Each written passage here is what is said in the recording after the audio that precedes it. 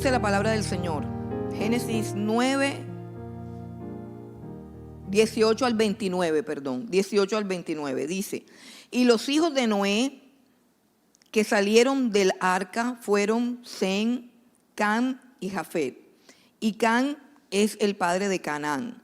Estos tres son los hijos de Noé, y de ellos fue llena toda la tierra. Después comenzó Noé a labrar la tierra y plantó una viña.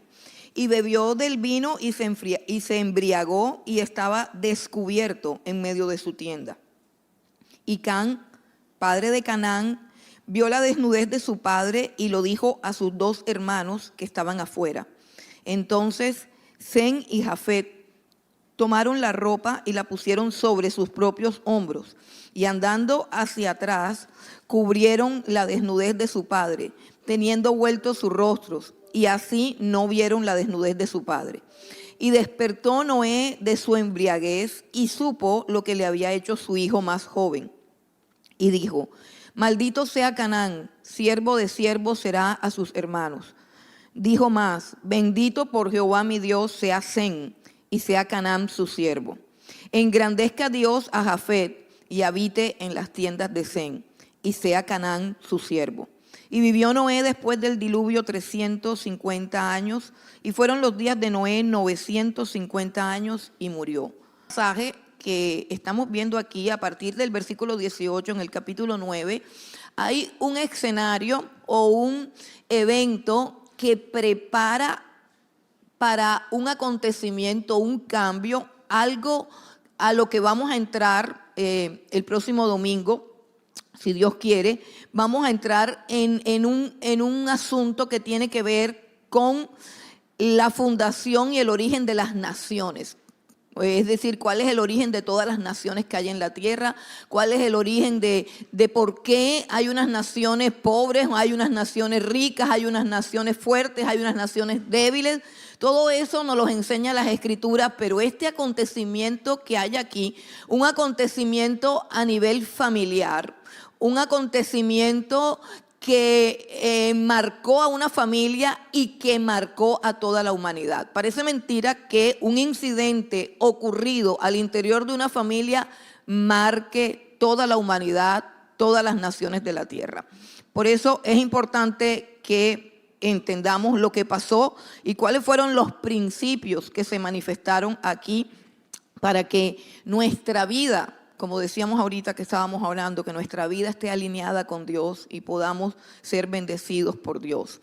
Lo primero que encontramos aquí, y es bastante triste decirlo, es bastante doloroso, este es un pasaje que de pronto desearíamos saltar y seguir adelante, pero este es un pasaje oscuro que, repito, que marcó muchas cosas en el destino de la humanidad y del universo, y no lo podemos saltar, pero hay 4 cosas que quiero compartir acerca de este pasaje con ustedes en esta mañana.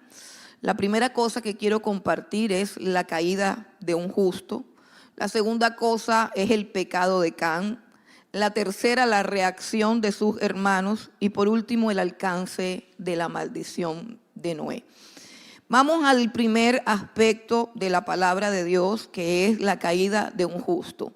Hemos visto a lo largo de los últimos mensajes de Génesis que hemos compartido, bueno, por muy justo que era Noé, dice varón perfecto, no sé si recuerdan esa frase tan impactante acerca de la vida y del testimonio y de la integridad del carácter y de la conducta de Noé, que era un varón perfecto en todas sus generaciones y que Noé había caminado con Dios. O sea, en medio de una generación corrupta, en medio de una generación depravada, en medio de una generación reprobada por Dios, o sea, que no tenía arreglo, que no tenía solución, Noé caminó en rectitud, en integridad y en fidelidad con Dios. Y podemos decir que esa es una gran hazaña por todo lo que implica vivir en un contexto altamente corrupto o altamente contaminante. La Biblia nos advierte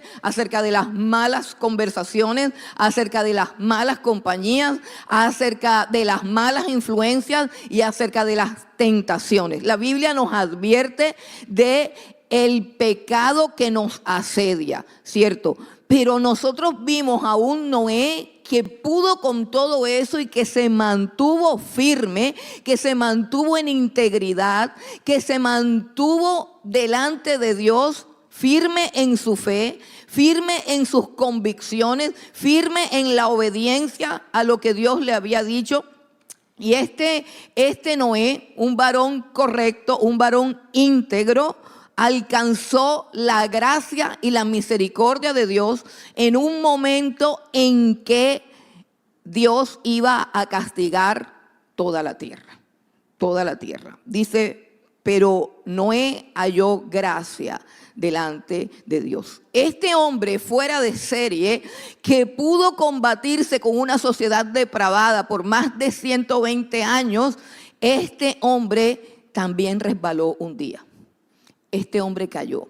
No hay nada más triste que ver a un justo caído, que ver a un justo que resbala, a un hombre que se ha mantenido en integridad, pero que resbala. Y lo más doloroso y lo más triste de esta caída de Noé es que él cayó dentro de su propia tienda, dentro de su propio cuarto. Aquel hombre que pudo vencer todas las malas influencias de una sociedad corrupta en la que él vivía, fracasó en su cuarto, fracasó en su habitación, fracasó en su intimidad, fracasó en su vida cotidiana, haciendo lo que normalmente hace. Estaba plantando una viña, no hay nada de malo en eso, se dedicó a la agricultura. O sea, en medio de lo cotidiano, este hombre falló. La Biblia dice que el que piense estar firme, mira que no caiga. Pablo le dice a Timoteo, ten cuidado de ti mismo, ten cuidado de ti mismo. Y este evento lo único que nos revela es el hecho de que el pecado no está por fuera, sino dentro de nosotros. Por eso el Señor Jesucristo decía, no es lo que entra por la boca lo que contamina al hombre. Es lo que sale de la boca, porque de tu boca salen las mentiras, de tu boca salen los homicidios, de tu boca salen los adulterios. Todo eso proviene del corazón del hombre. La problemática del ser humano no es lo que lo rodea, es lo que tiene por dentro. Allí en la intimidad de su cuarto, allí en la intimidad de su tienda, de su morada, de su habitación, este hombre sobrepasó el límite y se emborrachó. Se embriagó con el vino. Y la Biblia no está diciendo nada acerca de que el vino sea malo o de que plantar una viña sea malo, porque de hecho conocemos que en el oriente hay muchos viñedos y que Israel, por ejemplo, es una sociedad vinícola. Tiene una agricultura vinícola. O sea, nosotros también tenemos viñedos aquí en Colombia. El problema no es ese. El problema es cuando nos descuidamos. El problema es cuando traspasamos el límite. El problema es cuando estamos muy confiados de lo que somos y de lo que hemos logrado. La autoconfianza en nosotros mismos es lo más peligroso que tenemos. El creer que todo viene de afuera, que el peligro está afuera y no dentro de nosotros. El peligro está dentro de nosotros. El pecado no está afuera. Querido hermano y querido amigo que nos visita, el pecado está dentro de nosotros. Santiago capítulo 1, versículo 13 y 14 dice que nadie diga que es tentado por Dios, porque Dios no puede tentar a nadie. Que nadie es tentado de afuera. La Biblia dice que cada uno de nosotros es tentado cuando de su propia concupiscencia, o sea, de los deseos reprimidos que hay dentro de mí, cuando de su propia concupiscencia es atraído y seducido. Ni siquiera está hablando del diablo, porque cuando los cristianos descubrieron que Dios no era el tentador, que Dios no tentaba a nadie, que Dios no tiene ninguna intención, ningún anhelo, ni ningún deseo de hacerte resbalar, entonces dijeron que el que tentaba y el culpable de todos los fracasos era el diablo. Pero la Escritura dice que de nuestra propia concupiscencia somos atraídos y seducidos, de nuestra propia concupiscencia. Así que cuida de ti mismo. ¿El vino es peligroso? Sí, el vino es peligroso. Claro que es peligroso. Debemos tenerle respeto porque el vino tiene unos efectos en el ser humano. Por ejemplo, Proverbios 21, no sé cómo está el buscador, si está en velocidad media, alta. Está alta, ok, bueno, mire, Proverbios 21 dice: el vino es escarnecedor, la sidra alborotadora, y cualquiera que por ellos yerra no es sabio, no es sabio. Vamos al 23-29. Dice: ¿para quién será el ay, o nosotros decimos mejor el ayayay? El ay, ¿para quién el dolor? ¿Para quién las rencillas? ¿Para quién las quejas? ¿Para quién las heridas en balde? ¿Para quién lo amoratado de los ojos? Continúa. Para los que se detienen mucho en el vino, para los que van buscando la mistura. ¿Es peligroso el vino? Sí, el vino es peligroso. Pero lo peligroso es no conocer mi propio límite. Lo peligroso es estar confiado de que yo puedo con todas esas cosas. Lo peligroso es decir: yo tengo el control, yo me sé cuidar, yo sé hasta dónde llegar, yo sé hasta dónde puedo. Mentira. Eso no existe. Esa es la argumentación de todos los que hoy están sumidos en el vicio. Dijeron: por probar no me pasa nada. Un poquito nada más. Ese es el engaño más grande que Satanás le ha hecho a la humanidad, que Satanás le hace a un ser humano. Prueba un poquito. Yo tengo dominio propio. Yo sé controlarme. Yo sé hasta dónde llegar. Todo eso es un engaño. El hombre sabio no juega con el fuego. El hombre sabio tiene cuidado de sí mismo. Y finalmente Efesios capítulo 5 versículo 18 dice: no se embriaguen con vino en lo cual hay disolución. Disolución. No se embriaguen con vino en lo cual hay disolución. ¿Sabe lo que es disolución? Pues sencillo, disolución es como cuando echas una sustancia en un vaso de agua. Se diluye, ¿cierto? Pierde su color, pierde sus propiedades, pierde su fuerza, pierde su efectividad, pierde todo, está diluido. Así somos nosotros cuando nos emborrachamos con vino. Amanecimos, ¿qué? Diluidos, sin fuerzas, sin enfoque, sin pasiones, sin ubicación, sin metas, sin propósito. El que se aferra al vino o a cualquier otro vicio embriagante siempre está en ruina, siempre está en crisis con su familia, siempre está en problemas, siempre va de fracaso en fracaso. ¿Por qué? Porque en la embriaguez hay disolución. La vida se diluye, las fuerzas se diluyen, la capacidad de concentración se diluye. Hermano, y no aplica solo para el vino, repito, aplica para todo aquello que te embriaga y te hace perder el norte, te hace ser irresponsable. Se te olvida. Ustedes han visto ahora todos esos videos, reels, memes, yo no sé cómo se llaman, así que de repente está la señora viendo el celular y el niño se le pierde. ¿Por qué? Porque como se descubren a veces los problemas del alcohol, entonces la gente dice: bueno, yo no quiero ser alcohólico, pero ser adicto a un aparato es lo mismo que ser alcohólico. La vida se te va, te vuelves irresponsable, no te alcanza el tiempo, vives estresado, vives ansioso, no oras, no buscas el rostro de Dios, no eres eficaz en tu trabajo, no tienes meta, no tienes propósito, estás diluido. Los justos también pueden caer, hermanos. Y esa es la historia de Noé. Los justos también pueden caer. ¿Estás examinando tu vida o estás examinando la vida de los demás? ¿Estás examinando tu vida interior? ¿Estás permitiendo que la palabra de Dios se convierta en un espejo donde te miras a fin de que puedas trabajar en ti mismo, o estás siempre pensando en los demás? Este hombre justo cayó en el momento en que estaba descuidado, en el momento en que él estaba armado contra todas las fuerzas del mal. No cayó, cayó porque estaba confiado.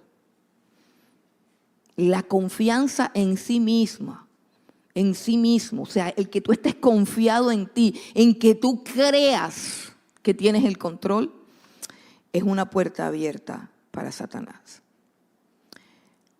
La segunda cosa que vamos a considerar en esta mañana es el pecado de Can. Vamos a examinar el pecado de Can en el contexto, porque sé que tengo un auditorio cristiano evangélico que seguramente ha estudiado con el mismo profesor aquel, o con el mismo instituto, o con la misma academia aquella que enseñaba que los gigantes eran el resultado de un cruce entre ángeles y hombres.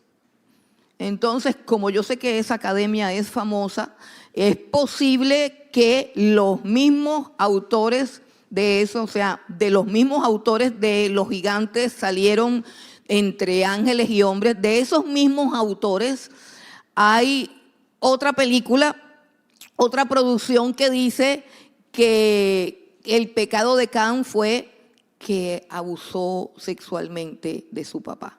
¿Cuántos han oído esa película? Ah, también. Oye, ustedes están graves. Tienen que tener cuidado con lo que oigan. El Señor le preguntó a Adán, entonces cuando Adán estaba allá detrás del árbol, escondido, y Dios le dice, Adán, pero tú ¿dónde estás? ¿Dónde estás? No, porque no supiera dónde estaba. ¿Tú dónde estás? Y Adán le dice, tuve miedo porque oí tu voz en el huerto y estaba desnudo y corrí a esconderme. Y Dios le dijo, ¿y a ti quién te enseñó que tú estabas desnudo? O sea, ¿desde cuándo tú tienes otro profesor que no soy yo?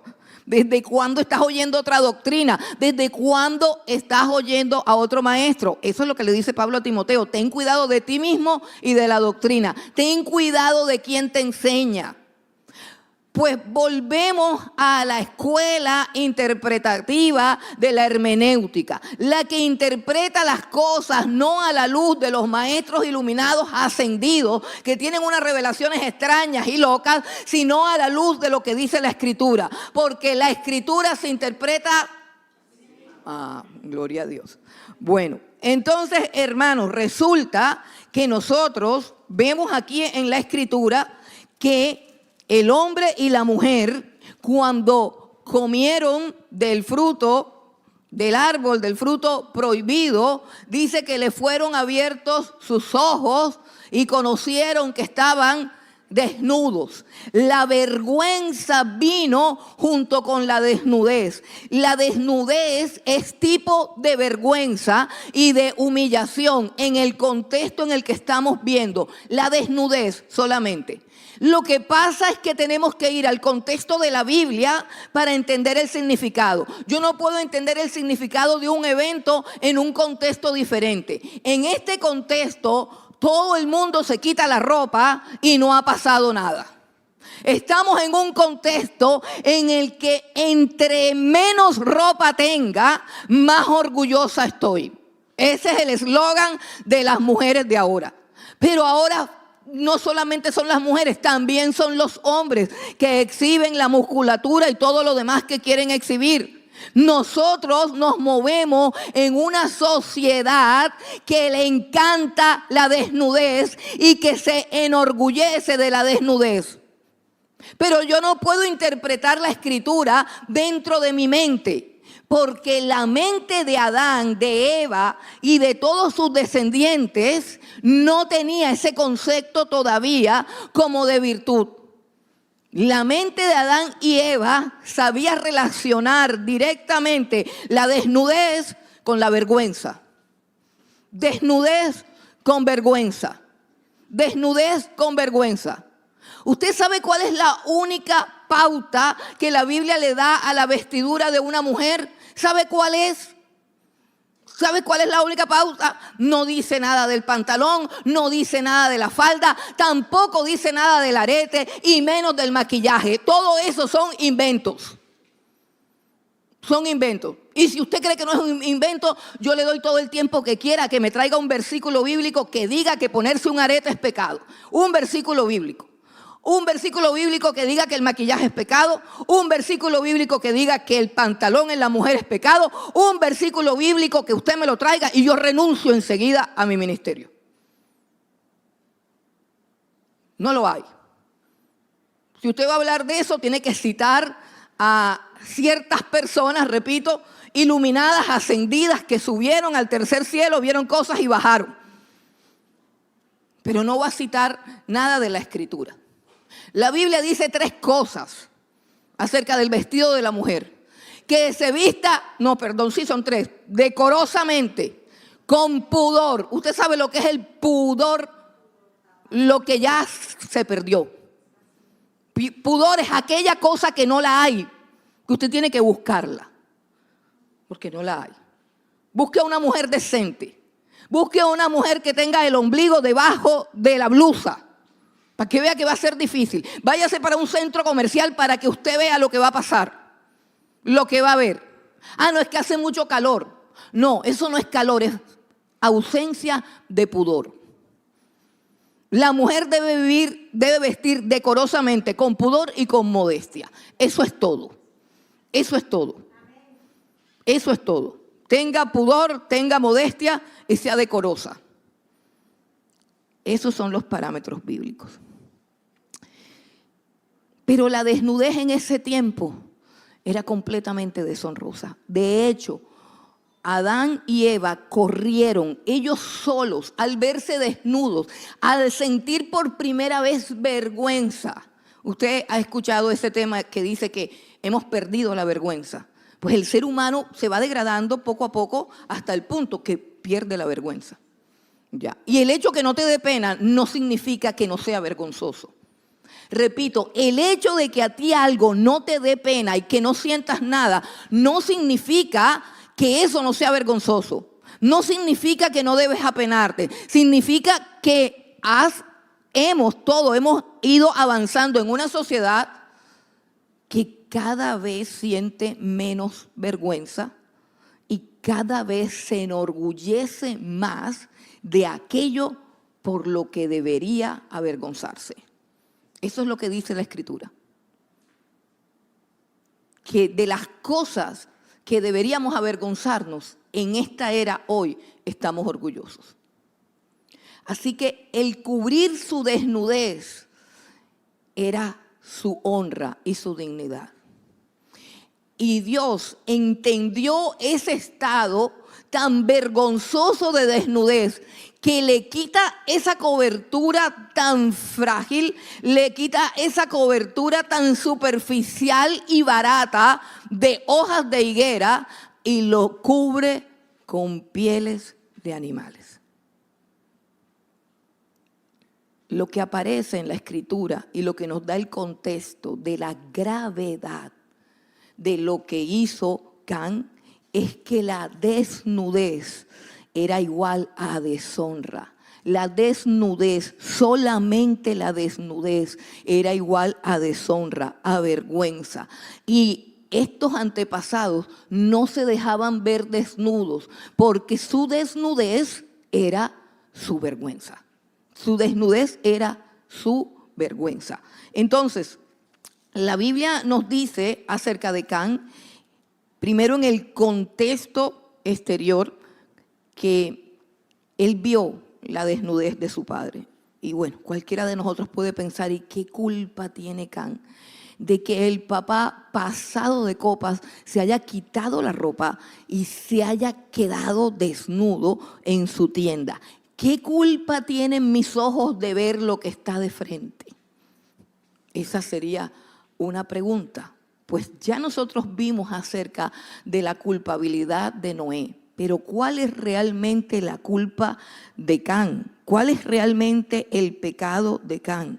Vamos a mirar su pecado ya no en el contexto, sino vamos a mirar su pecado en profundidad. Y es que el pecado de Can no se limita a lo que él vio, sino al hecho de lo que disfrutó al ver, de lo que le gustó ver. El problema de Can fue que hubo deleite en ver a su padre caído.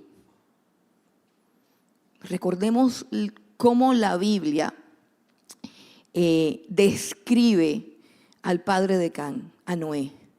Dice que fue perfecto en todas sus generaciones y que caminaba con Dios.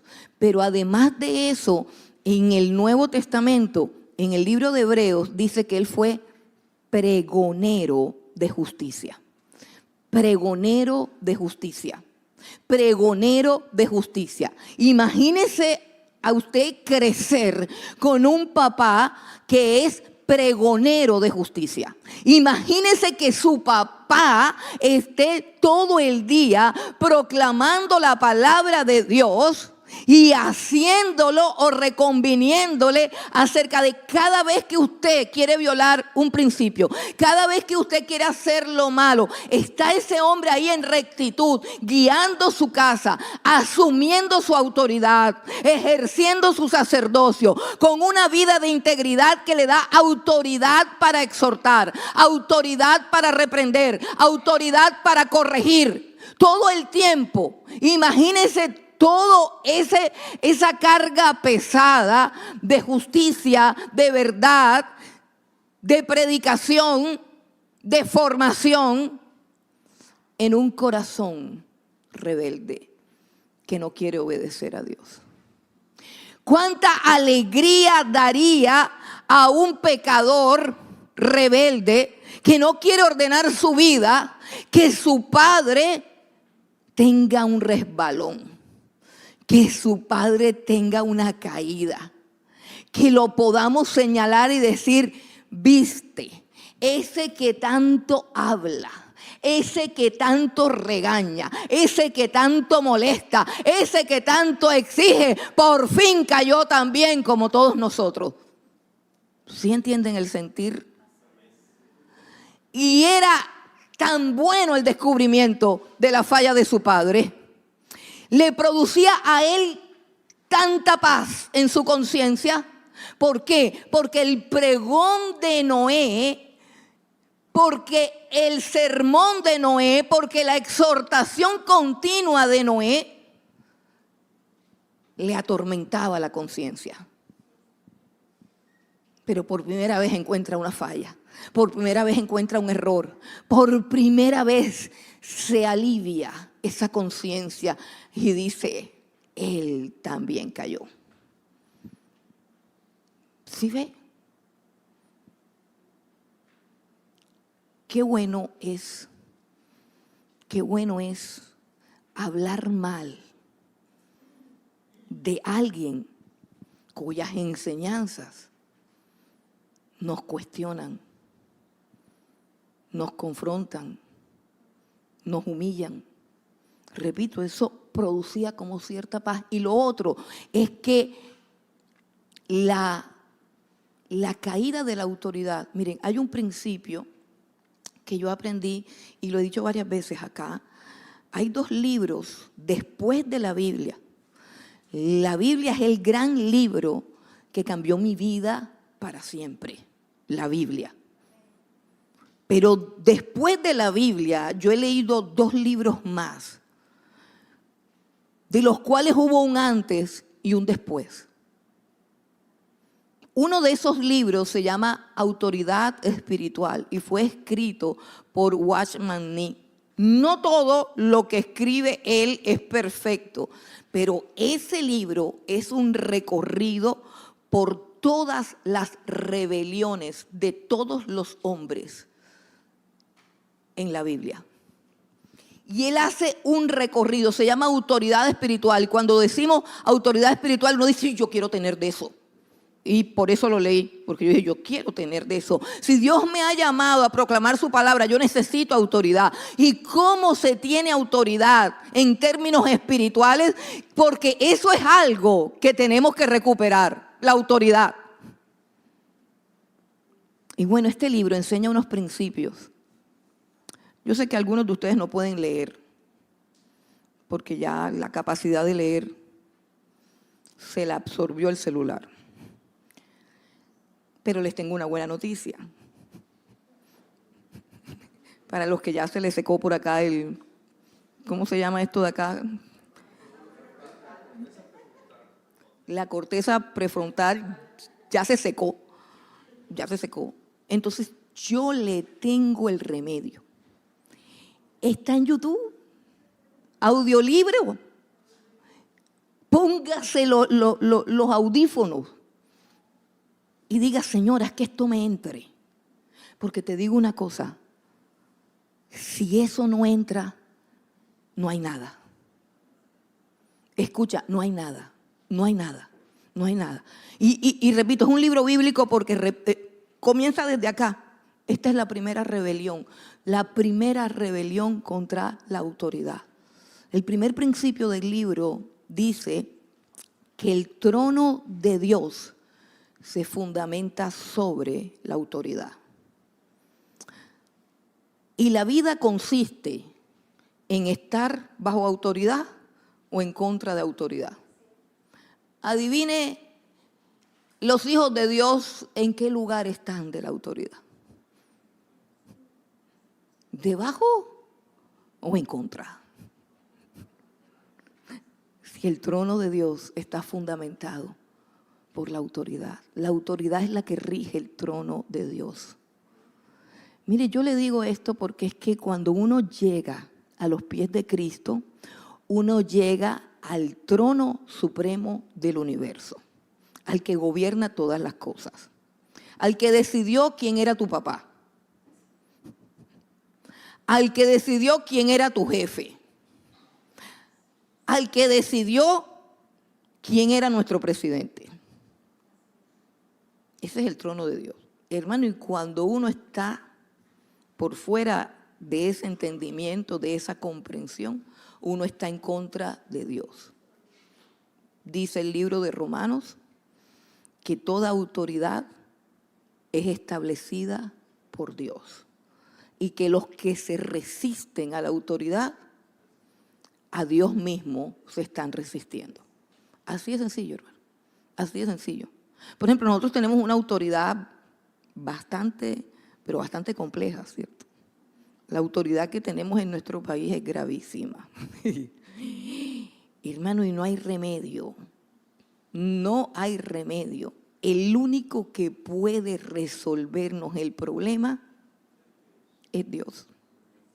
Por eso la iglesia debe estar siempre en ayuno y oración por este país, porque el único que puede cambiar la historia de Colombia y el destino de todos nosotros es Dios. Es Dios. Él quita y pone. No estés esperando a ver qué va a pasar. Métete al trono de Dios y pídele socorro. Porque esta situación está bastante complicada, bastante oscura. ¿Cuál fue el pecado de Can? Rebelión contra la autoridad. Rebelión contra su padre. El principio de honra que Dios da para todos, hermano, para toda autoridad. Y es que hay un asunto, hermano, y es que las autoridades, como acabamos de leer, las autoridades las establece Dios. ¿Recuerdan cuando Poncio Pilatos le dijo al Señor Jesucristo, ¿por qué no me hablas? ¿Por qué no me respondes? Yo tengo poder para quitarte la vida. Yo tengo poder para perdonarte. Jesús lo mira y le dice, ningún poder tendrías si mi Padre no te lo hubiese dado. Nadie tiene poder y nadie tiene autoridad si no proviene de Dios. La caída de la autoridad demuestra quiénes somos nosotros. Dios permite que conozcas o que veas las fallas de la autoridad para probarte. Para probarte. ¿Recuerdas al rey David cuando se le presentó la oportunidad de matar a Saúl? ¿Recuerdas cómo fue instigado por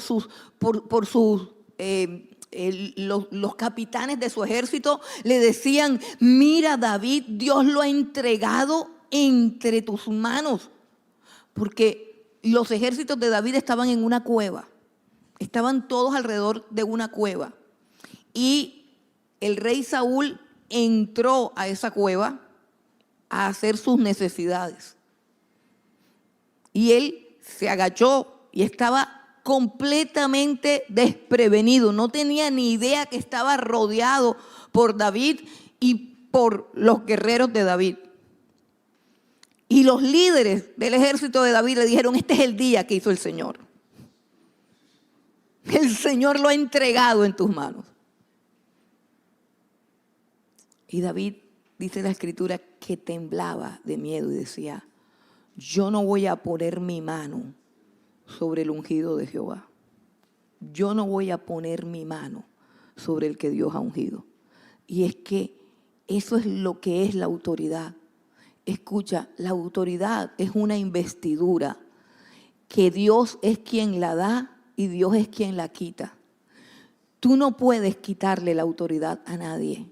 Ni hablando, ni quejándote, ni renegando, ni murmurando. No puedes hacer nada contra la autoridad, porque es una investidura que Dios pone y que Dios quita. Así de sencillo. Él es el que quita y pone los reyes, y todas las autoridades del universo las pone Dios. Y son injustas, tan injustas como Anás, como Caifás, como Poncio Pilato, que mataron al Señor Jesucristo, pero que de todos modos hicieron lo que Dios había determinado que hicieran. Así que yo quiero decirte, porque cuando Cristo viene a nuestras vidas, la gente dice: ay, sí, yo me convertí, yo ando en los caminos de Dios. No. Yo no te estoy hablando de ninguna religión. Yo no pertenezco a ninguna religión. Esto no pertenece a ninguna religión. Esto no es ninguna campaña religiosa. Yo creo que yo no soy ni evangélica. Yo solamente sé que soy cristiana. Cuando uno tiene un encuentro con Jesucristo, tiene un encuentro con la autoridad absoluta y soberana de Dios. Pero antes de eso hemos vivido en rebelión. Y yo quiero preguntarte, sin que me contestes ahí calladito, ni alces la mano, ni parpadees, ni nada. ¿Cuántos de ustedes han tenido una autoridad justa sobre sus vidas? Mire, el primer encuentro de una criatura con la autoridad lo da su propio papá. Dios ha diseñado la familia de tal manera que los niños aprendan un concepto básico y esencial, y es que la autoridad tiene que ser obedecida y respetada. Pero el diablo quiere que eso se remueva, se destruya. Y vuelvo a preguntarte, ¿cómo fue tu relación con tu padre, con tu autoridad? ¿No tuviste autoridad? ¿No lo pudiste respetar? Ya sea porque él fallaba o porque tú no podías respetarlo. Cualquiera que sea la causa, la pregunta es: ¿hubo o no hubo una relación de autoridad con tu papá o con tu mamá? La pregunta es: ¿la hubo o no la hubo? ¿O has vivido toda tu vida en rebelión contra ellos? Esa es una pregunta que arroja los fundamentos, las razones, todo lo que te ha pasado. Escucha, toda tu existencia depende de eso. Si no hubo autoridad, y si después intentaste trabajar en una empresa y no pudiste, o intentaste estudiar en un colegio y no pudiste respetar a los profesores. Luego pasaste del colegio a la universidad, tampoco pudiste. Luego entraste a trabajar en una compañía, tampoco pudiste respetar al gerente, al jefe.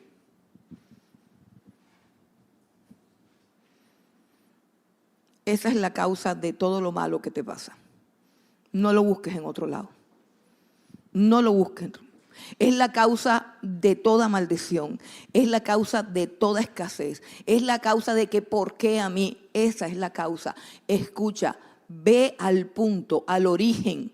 Al origen. No busques una medicina instantánea. Es decir, no busques algo así como que, ay, voy a un encuentro, ay, voy a una terapia, ay, voy a no sé qué. ¿Tienes problemas con la autoridad? ¿Nunca has respetado a ninguna autoridad? Esa es la causa. Esa es la causa subyacente de que ni siquiera el cristianismo te ha ayudado a sentirte pleno, satisfecho, seguro y feliz. Por eso te digo, busca el libro y escúchalo, porque yo no puedo abordar todo ese tema en los minutos que tenemos para hablar. No puedo abordarlo, pero tú debes abordar ese problema, porque tu destino tiene que ver con eso. Escucha, si tú eres una casa rebelde, tu ruina está asegurada. Yo quiero predicar otra cosa, pero me tocó predicar esto. Repito, si tú eres de una casa rebelde, tu ruina es segura. No prosperarás. No estoy dando un decreto contra ti. Te estoy comunicando que existe un decreto contra ti. Te estoy diciendo que necesitas bajar la cabeza y someterte a la autoridad. Nadie puede contra el diablo ni contra las fuerzas del mal en rebelión. Rebelión es el principio a través del cual actúa Satanás. Rebelión es el principio que trae caos, anarquía, ruina y miseria. Eso es rebelión.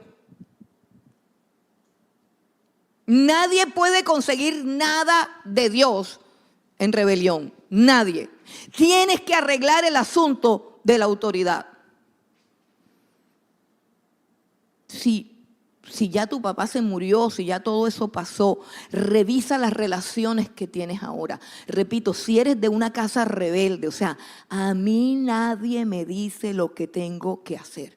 Hermano, esos espíritus independientes, esos espíritus autónomos, esos espíritus que no obedecen, que saben más que todo el mundo, que no se dejan de nadie.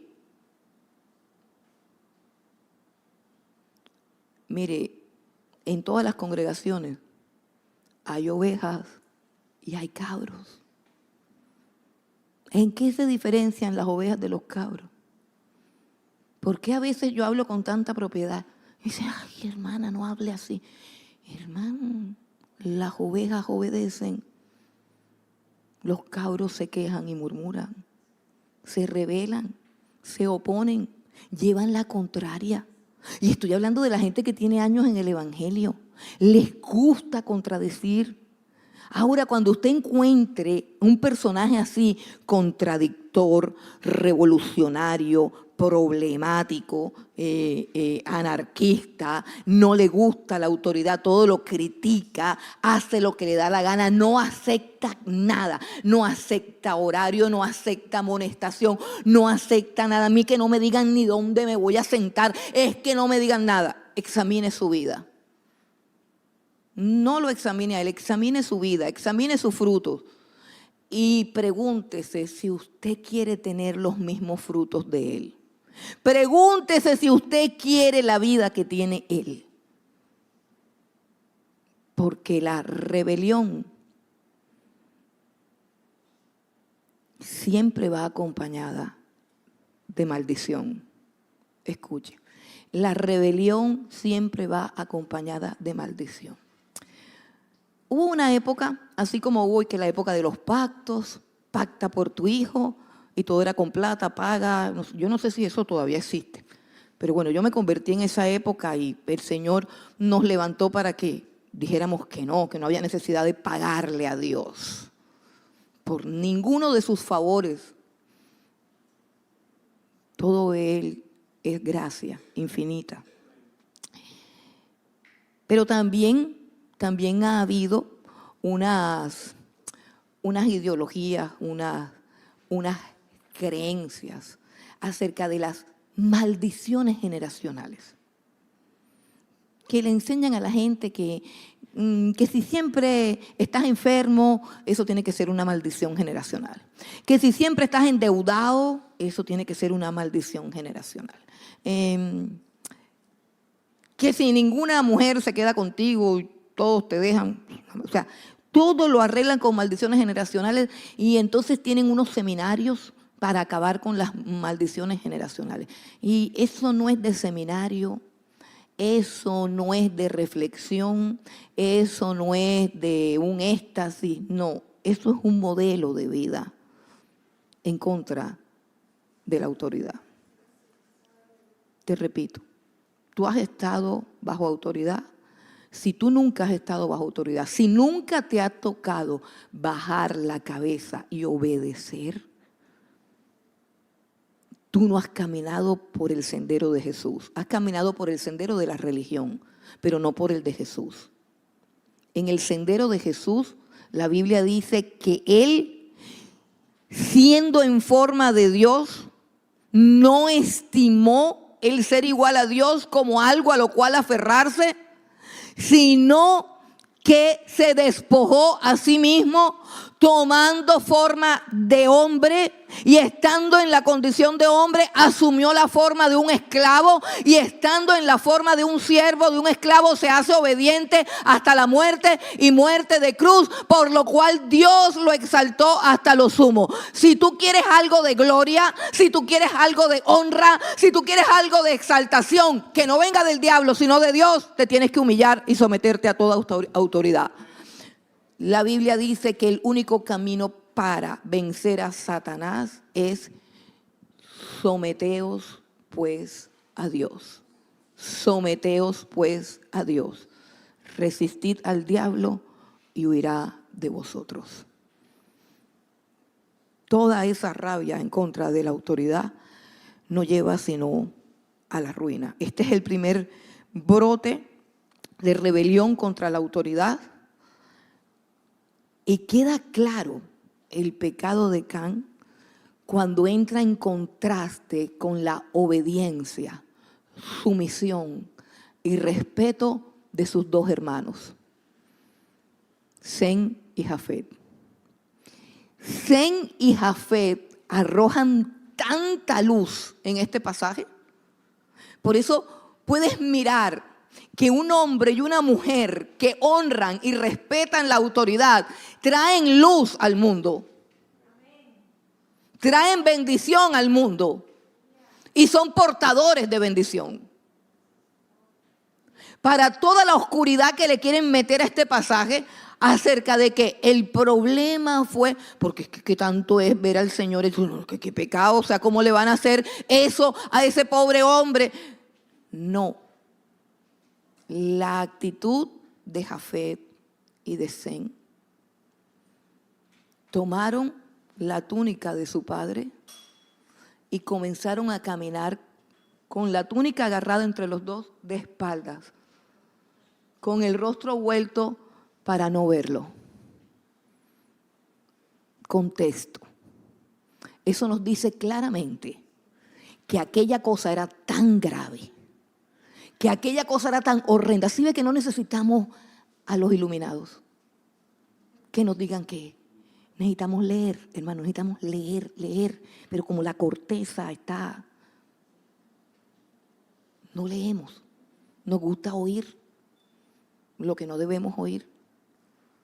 Los dos jóvenes caminaron hacia atrás, le tiraron la túnica y lo cubrieron. Lo cubrieron. Oye bien, lo cubrieron. No lo exhibieron, no lo humillaron. ¿Qué hizo Can cuando lo vio? Primero se deleitó en ver y luego se deleitó en contar. Y llamó a los hermanos, vengan a ver ustedes también. Exhibir la autoridad. Óigase bien, exhibir la autoridad y frente a aquellos que están bajo esa autoridad. Ese es el espíritu divisionista y murmurador, hermano. Ese es un espíritu satánico y destructor, propio del diablo. Pero tienes que tener cuidado porque esa señora tiene un mal carácter. Hay que tener cuidado. Sí, hermano, tenga cuidado. No se meta con la autoridad. No se meta con la autoridad porque la autoridad viene de Dios. Mire, en este tiempo hay una mujer, me voy a ahorrar el nombre, pero yo sé que ustedes van a saber quién es. Hay una mujer que tiene un ministerio muy fuerte y muy poderoso. Esa mujer ha tenido un despegue en su ministerio y todos los maestros, no sé cómo llamarlos, no sé cómo etiquetarlos. Yo les digo calvinistas no porque tenga nada contra los calvinos, sino porque ese es como el fuerte de ellos, el calvinismo y los que no son calvinistas reformados, entonces no somos de Dios. Entonces ellos son de super ultra recontra mega play. Excelente doctrina. Sí, pero no tienen en absoluto temor de Dios. Y cogen a esta pobre señora, que de pobre no tiene un pelo porque está llena del conocimiento, del poder, de la sabiduría y de la autoridad de Dios. Gústele a quien le guste. Usted me dice, a mí me gusta, yo digo, hay cosas que no me gustan. Hay cosas que yo no diría, hay cosas que yo no enseñaría, pero la mujer tiene un ministerio poderosísimo y hay estos maestros reformados calvinistas, bíblicos, no sé cómo más llamarlo, cogen a esta pobre señora y le hacen unos videos, la ridiculizan. Mire, cuando ella está hablando en lenguas, cogen el video y lo adelantan y lo atrasan para que parezca una payasa. Cuestionan todo lo que dice. Si se equivoca en la más mínima cosa, cogen su equivocación y la vuelven viral. Pasan todo el día denigrando de la pobre mujer. Usan todos los versículos de la Biblia en el contexto y fuera del contexto. La mujer cae en la congregación, la mujer que vaya a criar sus hijos, la mujer rebelde, la mujer no sé qué. Hermano, entre más hablan de ella, más grande es su ministerio.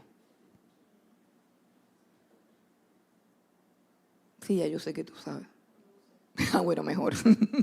Bueno, hermano, porque no podemos resistirnos contra lo que Dios ha establecido. Si es de Dios, ustedes recuerdan a Gamaliel, lo que les dijo el sabio Gamaliel al Sanedrín cuando decían, tenemos que acabar con todos los cristianos, tenemos que matar al tal Pedro, tenemos que matar a Jacobo, tenemos que matar a todos esos 12, hay que acabar con ellos. Y Gamaliel le dijo, pero esperen. Si ese movimiento no es de Dios, si Dios no está ahí, si son 12 locos que se han levantado, se van a caer solitos, dejen la bobada. Pero si es de Dios, tengan cuidado, no sea que sean hallados peleando con Dios, que eso es muy mal negocio, muy mal negocio, muy mal negocio. Los hermanos muestran que son guiados por el Espíritu de Dios. ¿Qué hace Dios con el pecador? Abran bien el oído, no sea que haya una confusión. Dios cubre el pecado. Adán y Eva tenían unas hojitas tapando su desnudez. Dios las cambió por una piel gruesa de animal. La Biblia dice, por ejemplo, en Salmo 32:1, dice, bienaventurado el varón, bienaventurado aquel cuya transgresión ha sido perdonada y cubierto su pecado.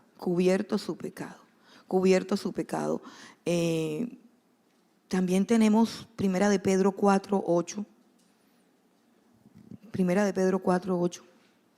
Y ante todo, tened entre vosotros ferviente amor, porque el amor cubrirá multitud de pecados. El amor cubrirá multitud de pecados. Hermano, cubrir el pecado no es alcahuetear, que me imagino que eso es lo que ya están pensando.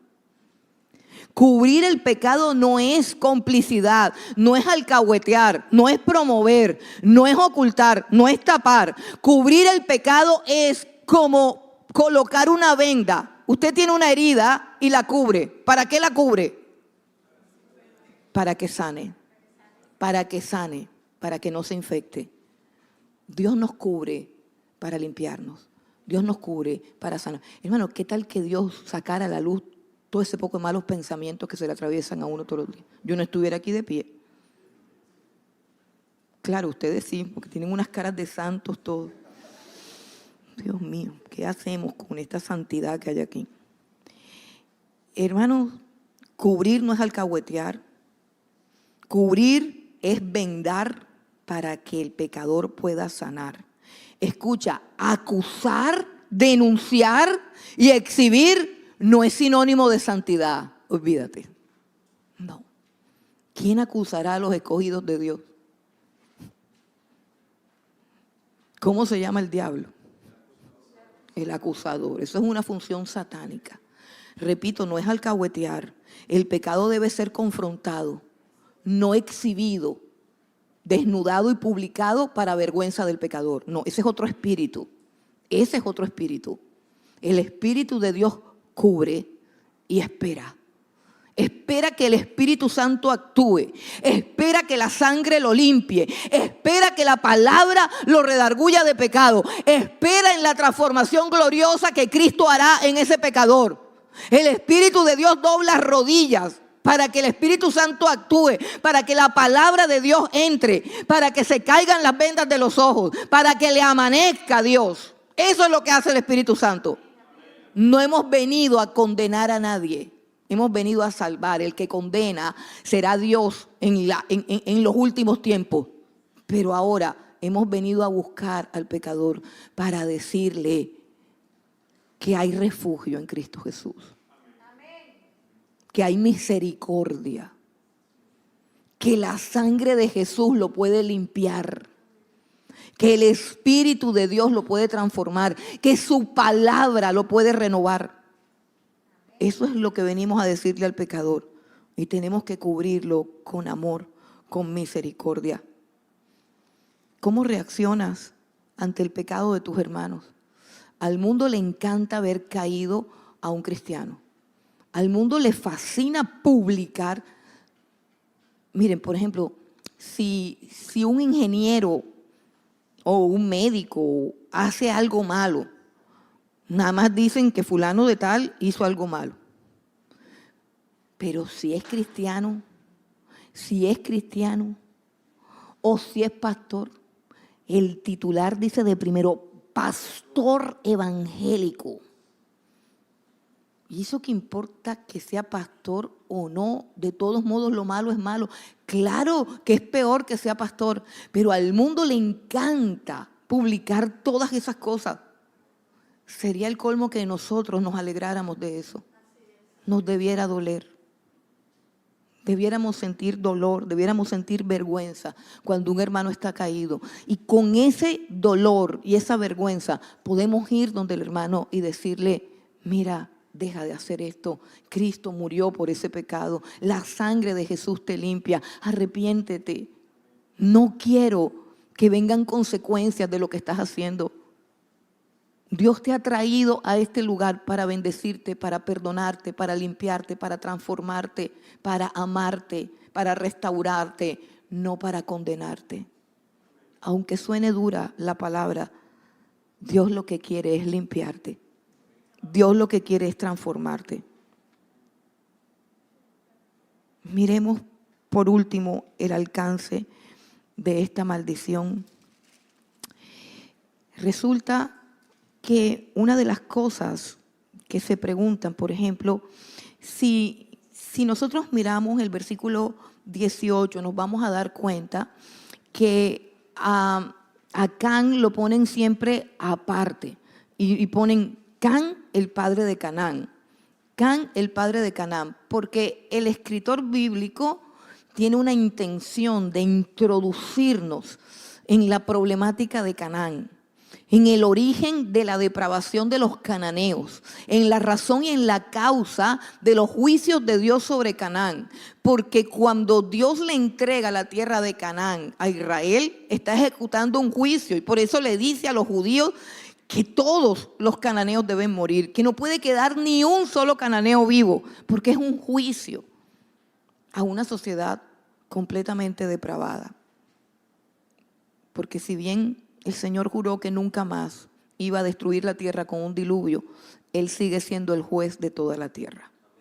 Él sigue siendo el juez de toda la tierra. Entonces, en el versículo 18 dice: y los hijos de Noé que salieron del arca fueron Sem, Cam y Jafet. Y Cam es el padre de Canaán. Si ven que siempre lo sacan aparte y dicen, y Cam es el padre de Canaán. Estos tres son los hijos de Noé, y de ellos fue llena toda la tierra. Y luego el versículo 22 dice: y Cam, padre de Canaán. Cam, padre de Canaán. ¿Por qué? Porque la maldición cayó sobre su hijo. La maldición cayó sobre su generación. La maldición cayó sobre Canaán. Y hay es como un verso, como una copla, como un poema. Quiero que vengas al versículo 24. 9:24 dice: y despertó Noé de su embriaguez y supo lo que le había hecho su hijo más joven y dijo: maldito sea Canaán, siervo de siervos será a sus hermanos. Dijo más: bendito por Jehová mi Dios sea Sem, y sea Canaán su siervo. Engrandezca Dios a Jafet y habite en las tiendas de Sem, y sea Canaán su siervo. Si te das cuenta, es algo así como un verso, como una copla que tiene una estructura, como cuando decimos las estrofas y el coro. Este cántico tiene 3 coros y el coro es la maldición de Canaán.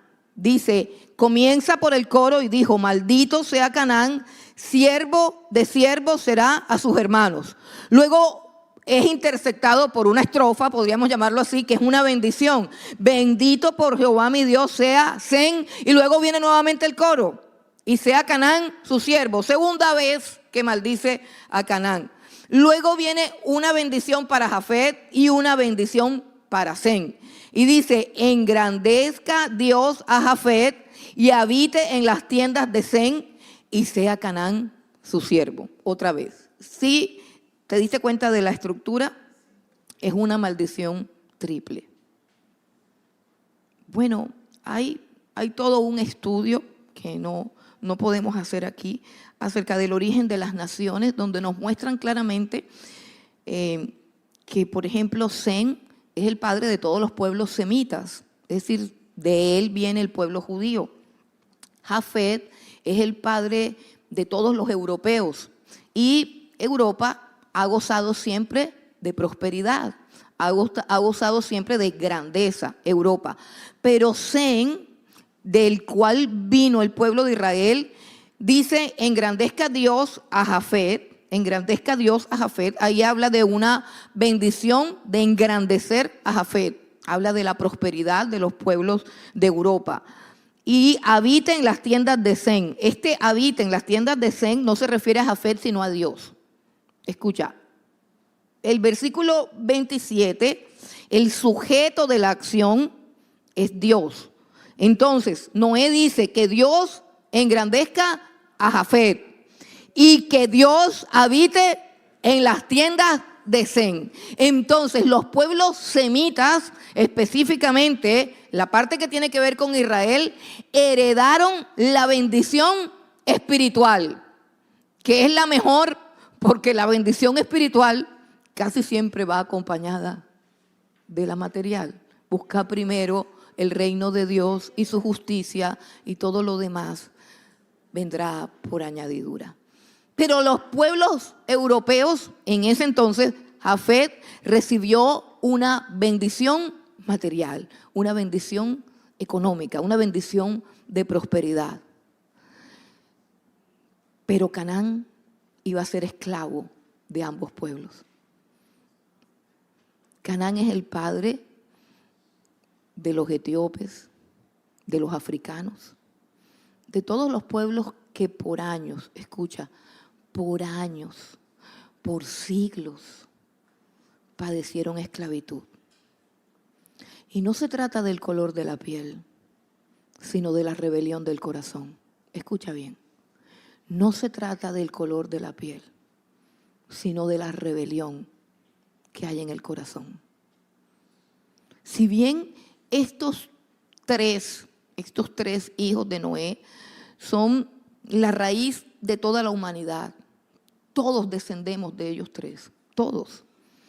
Por la sangre de todos nosotros hay sangre de Sem, de Can, de Jafet, y no existe nada así como que la raza superior y que los arios son puros, no existe nada de eso, todos descendemos de aquí. No importa el color de nuestra piel, ni los rasgos, ni nada. Todos descendemos de aquí. Y las diferencias que hay no tienen que ver con el pecado, hermano. Las diferencias que hay tienen que ver con la multiforme gracia de Dios que nos ha hecho diferentes a todos. El problema tiene que ver con el corazón. El problema tiene que ver con la rebelión. El problema tiene que ver con la manera como tú te relacionas con la autoridad. Desde que conociste a papá y mamá hasta estos días. Y si tú no arreglas eso, hermano, tu vida no va a cambiar. Tu vida no va a cambiar. Vamos a seguir en las mismas. El cristianismo no es un asunto de me cambié para una religión mejor. Todas las religiones no sirven para nada. Son como las hojas de higuera que el Señor le quitó. Lo que sirve es estar cubierto por la justicia de Jesús. Lo que sirve es estar lavado por la sangre del Cordero. Lo que sirve es que tú te postres ante los pies de Jesús y no le digas a Jesús lo que Él tiene que hacer, sino que tú le preguntes a Jesús, Señor, ¿qué tú quieres que yo haga? Ahí comienzan los cambios en la vida de toda persona. Ahí comienza el oscuro origen de todas las naciones. Y quiero decirte que todo aquel que está en rebelión contra la autoridad hereda maldición. Pero todo aquel que se somete a la suprema autoridad del universo es bendecido por Dios.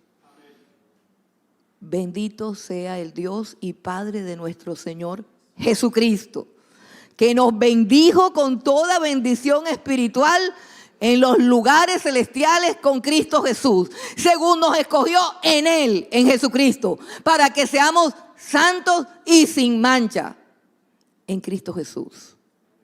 En Cristo Jesús hay perdón de pecados, en Cristo Jesús hay vida eterna, en Cristo Jesús hay un nuevo corazón, en Cristo Jesús eres una nueva criatura, en Cristo Jesús eres justo y perfecto delante de Dios. Sin Cristo no somos nada. Y nosotros, sin importar el color de nuestra piel, sin importar el país de donde vivimos, hemos sido bendecidos, hermano. Hemos sido bendecidos con el pueblo de Dios.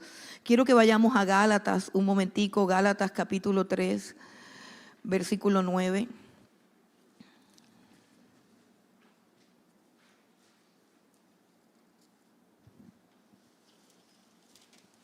Gálatas capítulo 3, versículo 9, dice, de modo que los de la fe son bendecidos con el creyente Abraham. Porque todos los que dependen de las obras de la ley están bajo maldición. Porque escrito está, maldito todo aquel que no permaneciere en todas las cosas escritas en el libro de la ley para hacerlas. Y que por la ley ninguno se justifica para con Dios, es evidente, porque el justo por la fe vivirá. Pasa al versículo 13. Versículo 13, Gálatas 3:13, dice, Cristo nos redimió. Y yo quiero que todos leamos esto al unísono, a una sola voz. Creo que este es un pasaje espectacular. Si tú has sido redimido por el Señor, léelo. Y si no, léelo para que esto entre en tu vida y en tu corazón y se haga una realidad en ti. Gálatas 3:13 dice, Cristo nos redimió de la maldición de la ley, hecho por nosotros maldición, porque está escrito: maldito todo el que es colgado en un madero, para que en Cristo Jesús la bendición de Abraham alcanzase a los gentiles, a fin de que por la fe recibiésemos la promesa del Espíritu.